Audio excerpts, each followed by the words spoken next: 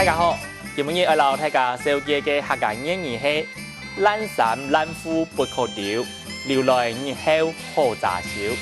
懶衫懶褲不可丟，留來日後好扎手。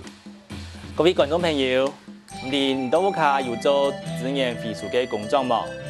人講啊，隨手做環保，垃圾變環保。你回收嘅紙誒、銅鋼誒。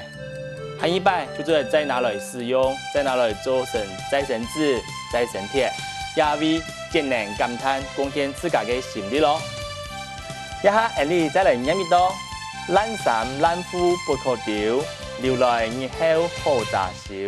懶衫懶褲不可丟，留來日後好扎手。今日就老大家小記到這位是蒙大家嘅書看，按知識將來了。